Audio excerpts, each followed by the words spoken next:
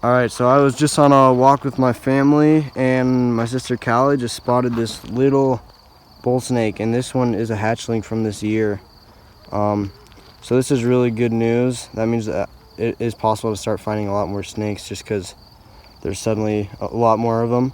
I'm about to release it here, but yeah, so this is going to be the only clip from today, and then the next clips will either be from herping tomorrow or Tuesday, because today is Sunday, unless I don't end up getting out to herp until me and Hayden go to La Junta on Wednesday, which will be the next clips after that. But before these people get here, I'm just gonna release this baby bull snake.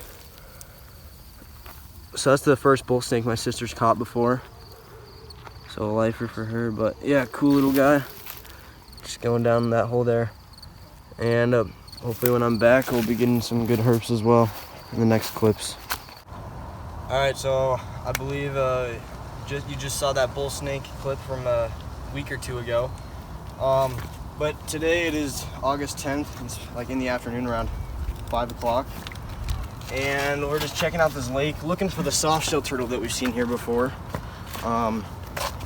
But as you can see, I mean, we ended up catching a big snapper. I had walked right past it, and then Hayden saw it, so that's good.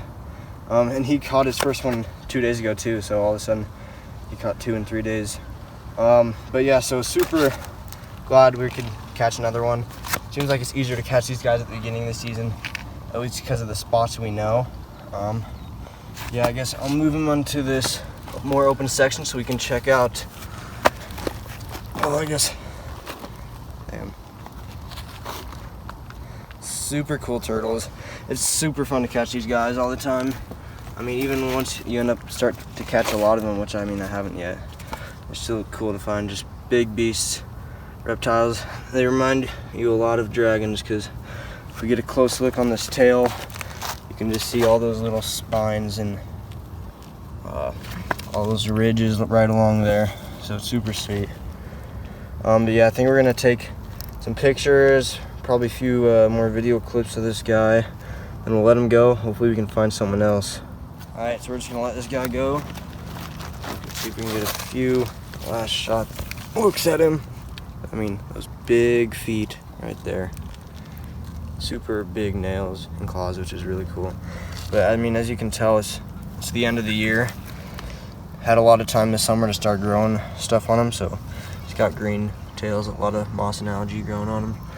But I'm just gonna set this guy down. What a beast. These guys are so cool. All right, I'm just gonna set him down over here. We can watch him swim off, unless he decides to stay right here, but you can kind of see how he would just look like a rock if he's holding completely still. Hopefully one of these days we'll get this soft shell at this pond, but we'll take a snapper any day. There it goes.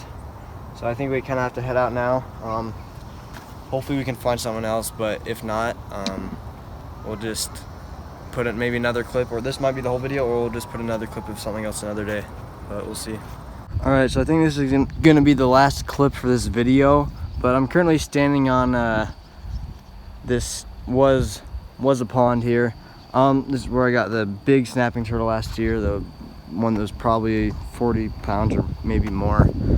But you can see it's completely dried out. You can see lots of these slide trails just from snapping turtles. And I'd seen one here when it was getting close to drying out, but it was still so muddy it was hard to get out there, and then it burrowed itself, so that made it tricky.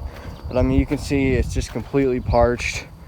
I remember it dried out last year, but not this early in the year. Like, it was more around September when it was drying out, and it wasn't even this bad at all. This is like all the water that's left.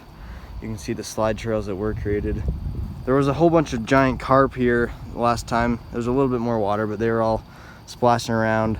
But I believe that the raccoons got to it, because you can see all of these marks. Saw a few bones, and there's some holes dug over there, but raccoons and also probably coyotes, both of them definitely. fish out all the big carp. There's just a whole bunch of tiny little fish left. Obviously there's no way I can get them all out of here. I'm not sure if they're gonna survive unless we get a few big rains at good times. They're most likely all just gonna kind of dry up in here until they get eaten out by small birds. So yeah, it's kind of a bummer that this whole pond is drying out already. I'm not gonna be able to catch a snapping turtle here this year until next year, so I'll have to find other spots. Hopefully I can still get a hold of that big snapping turtle this year, but this is where I knew where to find it, and it's gonna be hard to track it down somewhere else around here. But I guess the last thing is we've been having some serious fires. It's hard to see from here, but normally you can see the mountains, and you can't even see them right now.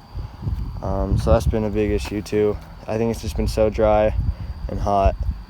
That's why this happened in the fires. But hopefully I'll be able to get some snapping turtles here soon, next year, and in nearby areas this year. But thank you for watching the video, and I'll see you in the next one.